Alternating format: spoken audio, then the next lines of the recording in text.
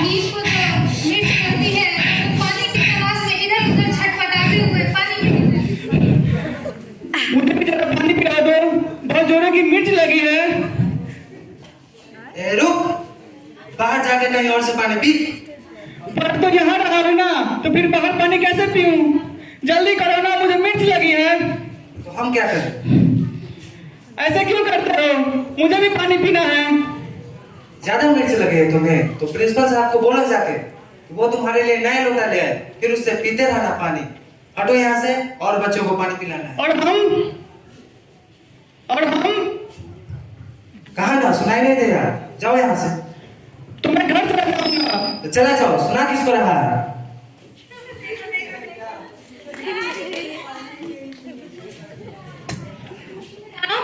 ऐसे भागोगे तो पढ़ोगे कैसे? देखो ना गुरुजी, उसने मुझे पानी नहीं पिलाया और मुझे जोरों की प्यास लगी है। अच्छा कोई बात नहीं, मेरे साथ चलो। क्या कर रहे हैं ये आप? बच्चा है, प्यासा है, बच्चे को पानी पिला दीजिए। लेकिन गुरुजी इसी मटके से। मैंने कहा ना एक बार, बच्चे को पानी पिलाइए। जी गुरुजी। दूर हटो, दूर हटो। बैठो वहाँ। इमरान, ऐसे हाथ जोड़कर बैठ जाओ।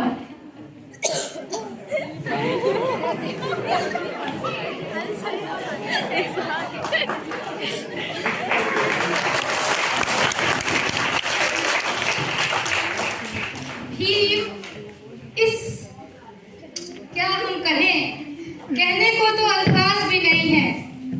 एक छोटे से बच्चा, मतलब उसके मन पर क्या बीती होगी, आप खुद सोच कर देखिए। रोते रोते वो घर की ओर चला जाता है।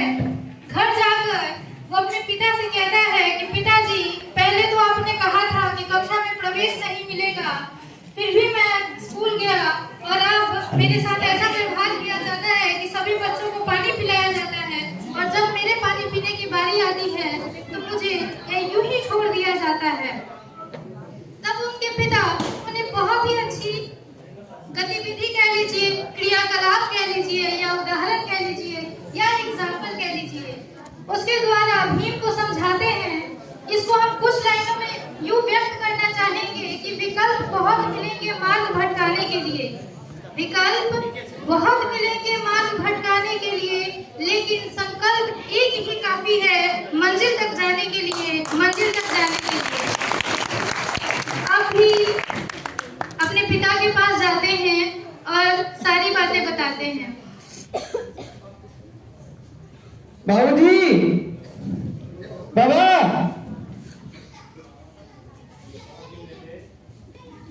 उसने मुझे कल के तरफ फिर आज पानी नहीं पिलाया। मैं क्या करूं? मैं पढ़ाई छोड़ना चाहता हूं बाबूजी। जब तुम्हें मैं कुछ समझाता हूँ, वहां जाकर खड़े हो जाओ। गर्मी लग रही है? हाँ बाबूजी, गर्मी लगेगी ना। यहाँ आके खड़े हो जाओ।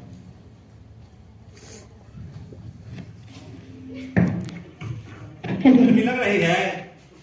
ये गलत सवाल है। धूप है तो गर्मी लगेगी ना। कितनी गर्मी लग रही है? जितनी वहां लग रही थी उतनी यहाँ लग रही है। देखो बेटे, ये शिक्षा भी है सूर्य की गर्मी की तरह। जगह बदलने से, स्थान बदलने से जिस तरह सूर्य की गर्मी कम नहीं होती, उसी तरह स्थान बदलने से, इधर उधर बैठने से शिक्षा का असर कम नहीं होता। लेकिन गुरुजी, नहीं करता तुम पर, कहाँ बैठ के और पानी, उसने मुझे ढंग से पानी भी नहीं पिलाया और कहा कि जब नए लौटे आएंगे तो पानी पीना उसी से। अच्छा, बोले क्या नया लोटा है? आने तो नया लोटा, अच्छा तो है, तुम्हारे लिए नया लोटा आ रहा है, ये तो और अच्छी बात है। इसमें रोना थोड़ा किस बात की? ठीक है बाबूजी, अब घर चले। चलो, मैं तुम्हारे लिए मिठाई लेकर आता हूँ। किस लिए बाबूजी? क्योंकि आज तुम्हें पहली बार कक्षा में अंदर प्रवेश मिला है, तो खुशी की बात है। ठीक है बाबूजी। और मिठाई लाएंगे, सभी लोग मिलकर खाएंगे, ठीक है? ठीक है, चलो।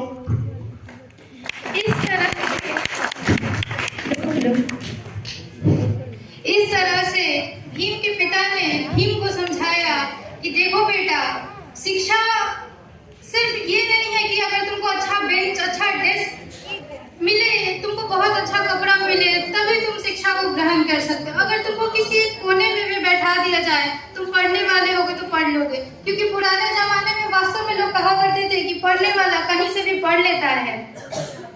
तो उनके पिताजी ने जो बात कही उसको मैं कुछ पंक्तियों में आपको बताना चाहूंगी कि हो के मायूस नयूं शाम की तरह ढलते रहिए, हो के मायूस नयूं शाम की तरह ढलते रहिए, जिंदगी एक भोर है सूरज की तरह निकलते रहिए, जिंदगी एक भोर है सूरज की तरह निकलते रहिए, ठहरोगे एक पांव पे तो थक जाओगे, ठहरोगे एक पांव पे तो थक जाओगे, धीरे धीरे ही सही मगर राह पे चलते रहिए, मगर राह पे चलते रहिए।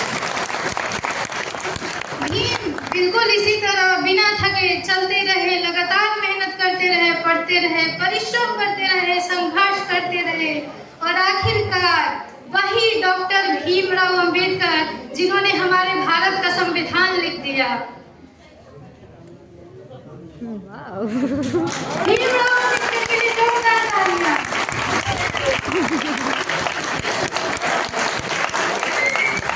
तो ये कहा जा सकता है कि तूफान भी अक्सर वहां हार जाते हैं जहां कश्तियां अपनी जिद पर अड़ी रहती हैं। ये किताबें वो हर चीज हमें दिला सकती है जो रुपया पैसा सोने चांदी हमें नहीं दिलाती।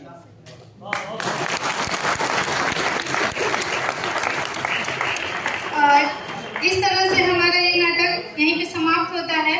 बहुत बहुत धन्यवाद।